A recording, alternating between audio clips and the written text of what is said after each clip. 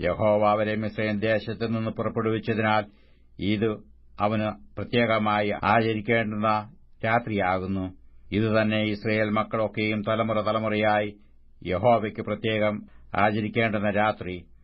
യഹോവ പിന്നെയും മോശെയോടും അഹരോനോടും കൽപ്പിച്ചത് പെസഹയുടെ ചട്ടം ഇതാകുന്നു: അന്യജാതിക്കാരനായ ഒരുത്തനും അത് തിന്നരുത്. എന്നാൽ ദ്രവ്യം കൊടുത്തു വാങ്ങിയ ദാസനൊക്കെയും പരിച്ഛേദനയേറ്റ ശേഷം അത് തിന്നാം. പരദേശിയും കൂലിക്കാരനും അത് തിന്നരുത്. അതത് വീട്ടിൽവെച്ച് തന്നെ അത് തിന്നേണം. ആ മാംസം ഒട്ടും വീട്ടിന് പുറത്തു കൊണ്ടുപോകരുത്. അതിൽ ഒരു അസ്ഥിയും ഒടിക്കരുത്. ഇസ്രായേൽ സഭയൊക്കെയും അത് ആചരിക്കണം.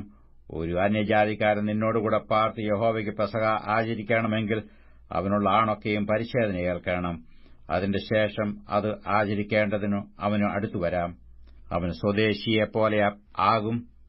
പരിച്ഛേദനയില്ലാത്ത ഒരുത്തനും അത് തിന്നരുത്. സ്വദേശിക്കും നിങ്ങളുടെ ഇടയിൽ പാർക്കുന്ന പരദേശിക്കും ഒരു ന്യായപ്രമാണം തന്നെ ആയിരിക്കണം. ഇസ്രായേൽ മക്കളൊക്കെയും അങ്ങനെ ചെയ്തു. യഹോവ മോശെയോടും അഹരോനോടും കൽപ്പിച്ചതുപോലെ തന്നെ അവർ ചെയ്തു.